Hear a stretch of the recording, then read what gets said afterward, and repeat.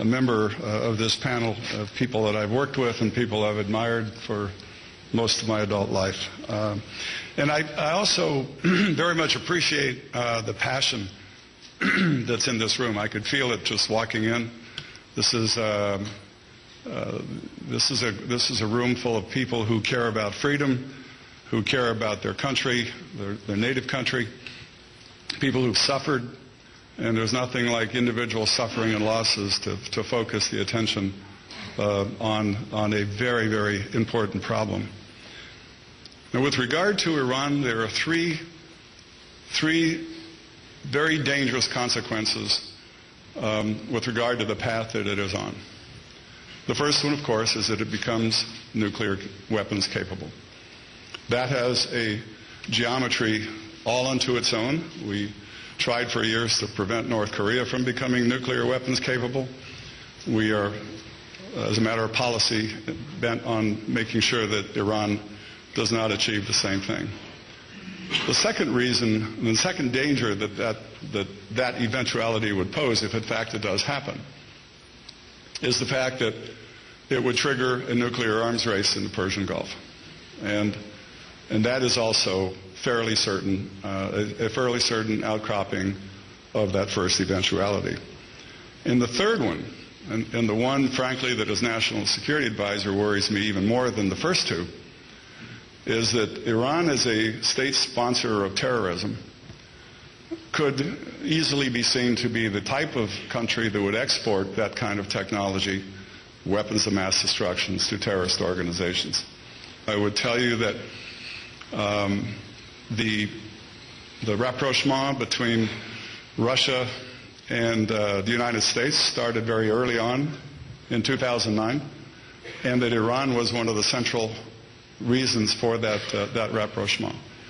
It has not changed, and Russia has demonstrated on several occasions that it is increasingly concerned with developments in Iran, and actually canceled the sale to its financial detriment of S-300s missiles to Iran as evidence of their displeasure with regard to the direction of the Iranian regime.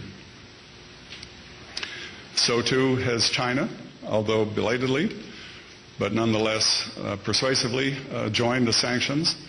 And as a result of our activities with the Europeans, the European Union swiftly passed its own set of sanctions following the UN sanctions that were adopted.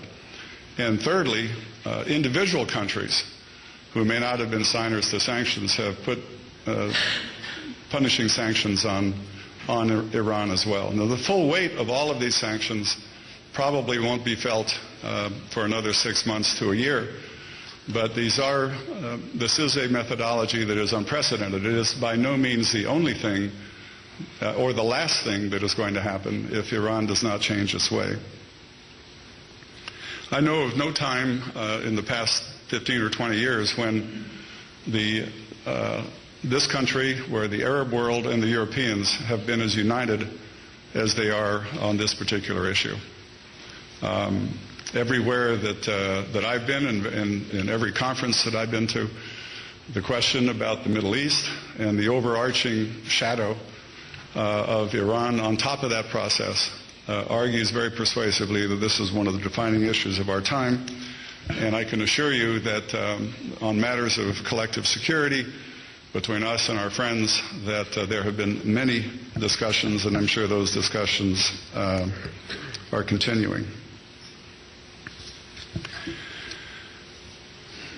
I've heard many people say, of course, that time is not on our side, and that may be true.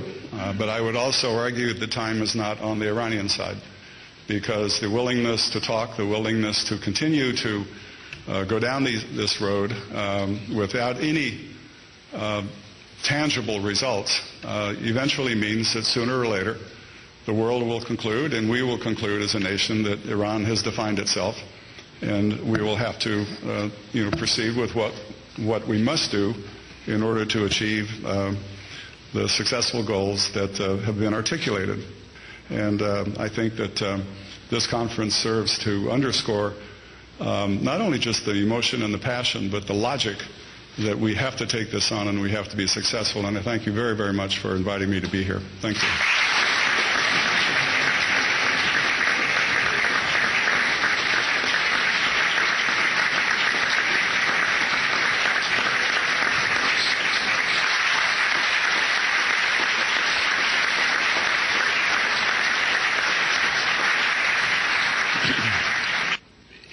Mark Twain once said that history doesn't repeat itself, but sometimes it does rhyme. And there's an interesting partial rhyme that I want to share with you by describing another regime other than the current regime in Iran. It's the one that took power in January of 1933 in Germany. The principal figure, Adolf Hitler, had written in the 1920s in Mein Kampf of what his objectives were: to rule Germany, to kill the Jews, and to conquer Europe.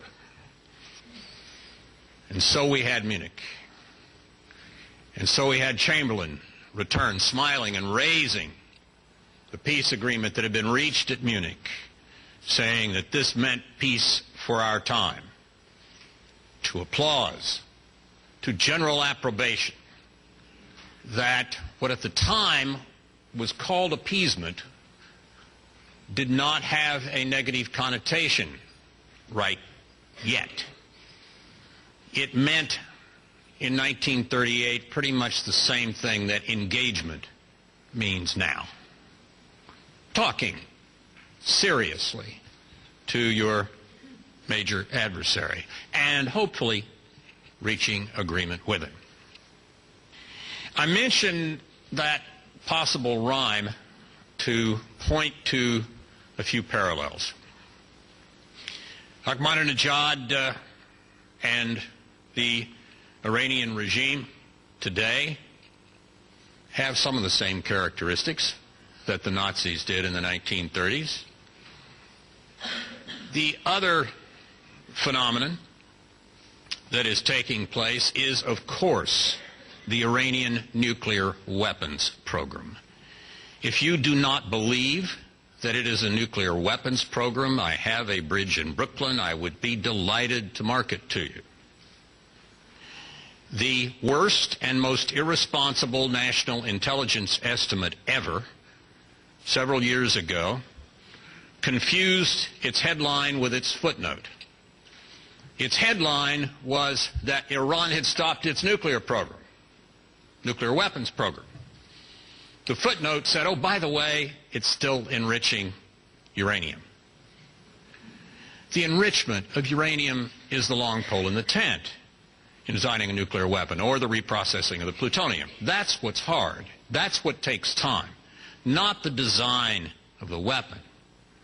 The claims that Iran makes in the course of its undertaking are quite parallel to the peaceful assurances that Hitler was giving in the 1930s as he built Stuka dive bombers and panzers, that these are for peaceful purposes. Yes, of course they were. And, of course, Iran's intention is merely to have enriched uranium for its nuclear power plants. It is amazing to me the degree to which sensible people in different parts of the world have fallen prey to that nonsense time and time and time again over the course of the last number of years.